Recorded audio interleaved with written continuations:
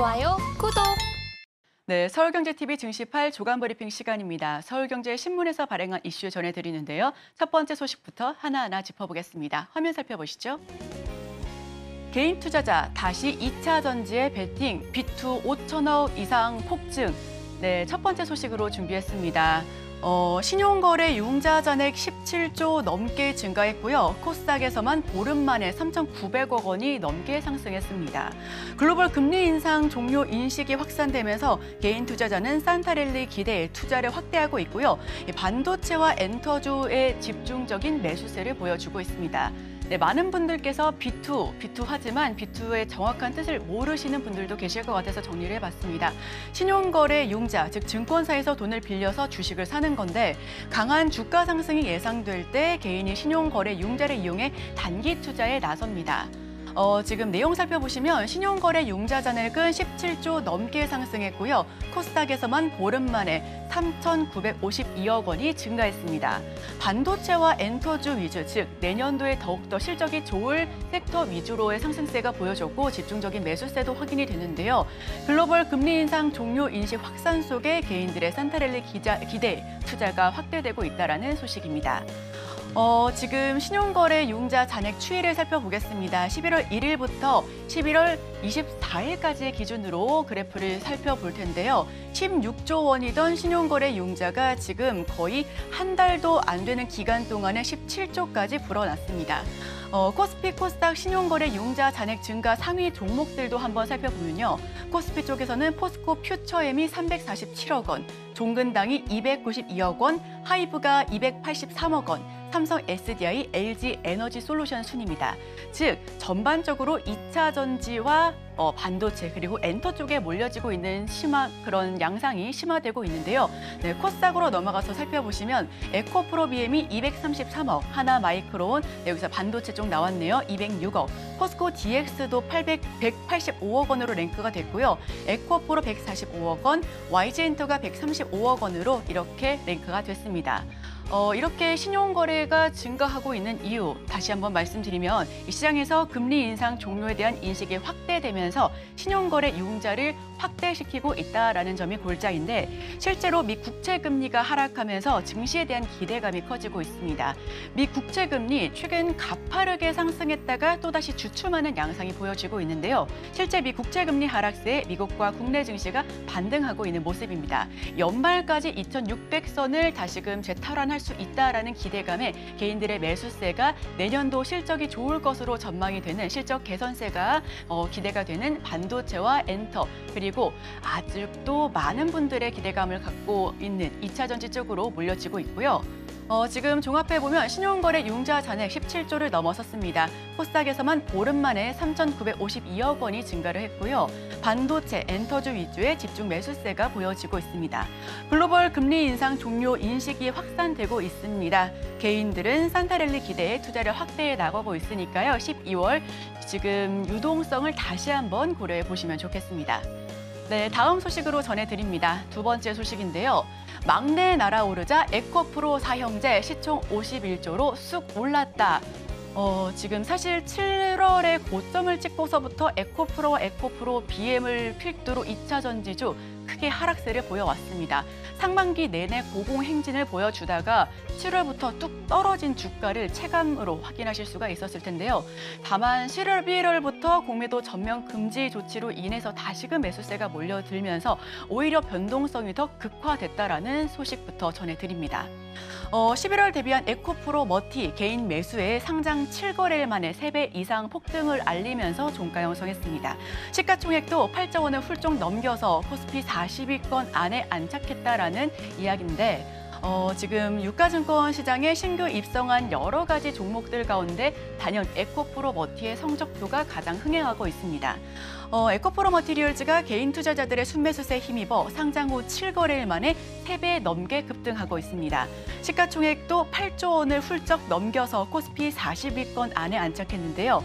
에코프로와 에코프로 BM 등 이렇게 형제주, 형님들의 주가 횡보세 속에서도 막내가 강세를 이어가면서 덕분에 그룹주 4개 합산 시가총액은 같은 기간 5조 원에서 이상 훌쩍 증가해서 51조 원을 넘어섰습니다. 그동안 주가를 끌어올린 건 개인들이었습니다. 이달 17일 상장 당일부터 전 거래일인 24일 이전까지 개인 투자자들은 에코프로 머티리얼즈 2,891억 원어치를 순매수했는데요. 이는 개인 순매수 순위에서 최상단을 차지하는 성적입니다. 그 2위로 SK 하이닉스가 순매수 금액을 지금 1,000억 원 이상 넘어지고 있는데 SK 하이닉스와 비교를 하더라도 에코프로 머티가 훌쩍 넘긴 순매수세를 보여지고 있습니다. 에코프로 4형제 시총 추이를 살펴보시면 11월 17일 46조 원에서 지금 거의 10일 만에 51조까지 훌쩍 껑충 뛴 모습을 그래프로 확인하실 수가 있습니다. 네, 정리해보자면 에코프로 머티 결국 어제 종가 기준으로 12만 원 선을 돌파했고요. 상장 후 7거래일 만에 3배 넘게 폭등했습니다. 4개 그룹주 시총이 51조 넘게, 지금 5조 넘게 최근 증가했기 때문에 에코프로 그룹주의 향방, 주가를 앞으로도 계속해서 지켜봐 주시면 좋겠습니다. 네, 다음 소식 전해드립니다. 셀트리온 헬스케어 미국 법인 청산, 주력 의약품 직판 체제 순화. 네, 세 번째 소식으로 셀트리온 헬스케어와 셀트리온 그룹주 소식 전해드립니다. 얼마 전 합병이 최종 승인이 났고 연내 마무리하겠다라는 의견, 그리고 주식 매수 청구권까지도 모두가 순탄하게 처리가 되고 있었죠. 셀트리온 헬스케어는 미국 법인을 청산했습니다. 미국 유럽 등지에서 성공적인 직판 경험을 통해 앞으로도 수익성을 추구해 나갈 방침이다라는 소식을 전해왔는데요. 셀트리온 헬스케어가 미국 법인을 청산했는데 미국 현지에서 제품 판매를 위해 만든 조직이지만 셀트리온 헬스케어가 셀트리온 미국 법인을 인수하면서 사실상 지금 역할이 유명무실해졌습니다. 셀트리온 헬스케어는 셀트리온 USA에 역량을 집중해 기존 제품과 신약을 앞으로 직접 판매할 예정인데요. 셀트리온 바이러시밀러 미국 시장 점유율을 살펴보시면 램시마가 30.2%로 1위를 차지하고 있고요. 트록시마가 그 뒤를 이어서 2위에 랭크되어 있습니다. 셀트리온 헬스케어는 유럽에서 성공적인 직판 경험을 쌓은 만큼 앞으로 미국에서도 직판을 통해 수익성을 추구해 나갈 방침이다라고 소개를 했습니다. 셀트리온의 주력 제품들은 미국 시장에서 안착을 하고 있고요. 의약품 시장 조사 기관인 심포니 헬스에 따르면 미국에서 올해 3분기 기준 램시마가 30.2%로 바이오시밀러 중에 시장 점유율 1위를 굳건히 지켰다라는 소식까지 전해져 왔습니다. 그렇다면 셀트리온과 셀트리온 헬스케어, 셀트리온 제약 이렇게 합병된 셀트리온의 모습은 내년에 어떤 모습으로 비춰질까요? 앞으로의 셀트리온 주가 향방 역시도 계속해서 지켜보시면 좋겠습니다. 다만 연내 합병을 마무리하겠다라는 의지를 피력했지만 지금 합병에 대한 소식이 크게 나오고 있지 않습니다. 이 부분까지도 함께 투자 판단에 참고해 주시면 좋겠습니다. 자, 정리해서 넘어가자면 셀트리온 법인 인수로 역할이 사라졌고요. 램시마 피하 주사 내년 1분기에 미국에서 출시한다라는 소식입니다.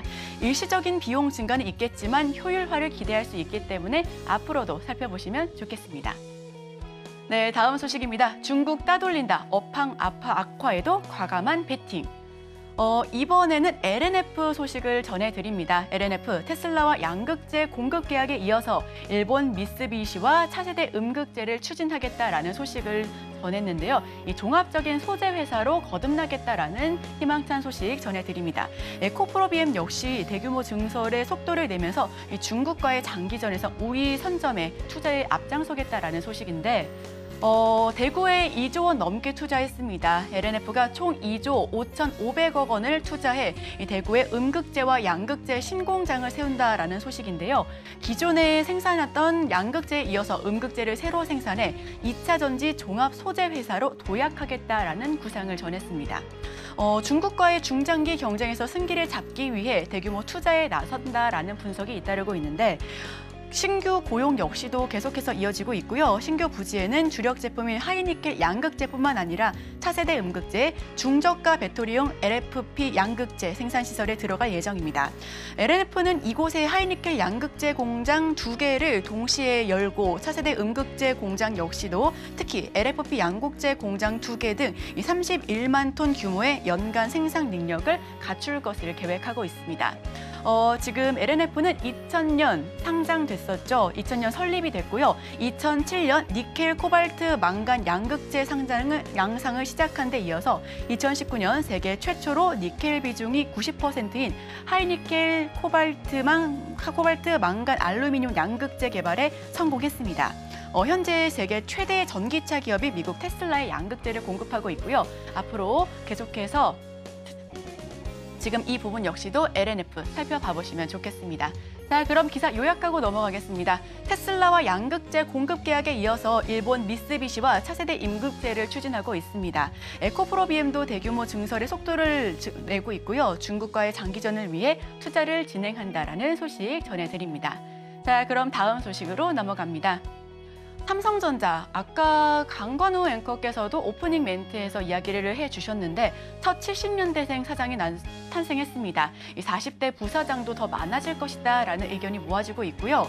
내년도 사장단 인사를 어제 단행했는데 엄청난 혁신보다는 안정 속의 조용한 혁신을 키워드로 내밀었습니다. 이 대내외 경영 환경의 불확실성이 고조되는 상황 속에서 인사 교체를 최소화해 위기를 넘기겠다라는 의견을 피력했는데요. 한종이, 경계연 등 투톱 유지했고요. 글로벌 혼란 속에 조용한 혁신을 이룬다라는 소식입니다. 실적이 최악이었던 반도체 부분 역시도 교체 없이 한 번 더 기회를 준다라는 소식을 함께 전해오고 50대 사장 발탁 등 쇄신 의지와 함께 임원 인사에서도 세대 교체가 전망될 것으로 보입니다. 미래 먹거리 발굴 역시도 조직 개편을 통해서 앞으로 조금씩 더 나아갈 것으로 보여지고 있고요. 인사폭은 최소화했지만 젊은 리더들을 과감하게 발탁해서 쇄신을 극대화하겠다라는 소식입니다. 이번에 사장으로 승진한 용서구 DX 부문 영상 디스플레이 사업부장은 첫 70년대 사장으로 세계 교체, 세대 교체의 신호탄이다라는 평가가 나오고 있습니다. 오너 일가인 이보진 호텔신라 사장을 제외한다면 삼성 주요 계열사 사장단 중 첫 70년대생인데 이 부분 앞으로 삼성전자의 주가가 어떻게 또 방향성을 설정할지 함께 지켜봐 보시면 좋겠습니다. 외국의 경우에는 인사가 단행될 때 주가 향방이 조금 더 크게 변동성이 좌지우지되는데 오늘 장에서 삼성전자는 어떤 모습을 보일지 저희 증시8, 증시9와 끝까지 함께해 주시길 바랍니다. 자, 정리하고 넘어갑니다. 글로벌 혼란 속에 조용한 혁신을 이루고 있습니다. 실적이 최악이었던 반도체 부문은 경질 없이 50대 사장 발탁 등 쇄신 의지를 보여주고 있고요. 임원 인사도 세대 교체를 할 전망이다라는 소식을 전해왔습니다. 좋아요, 구독!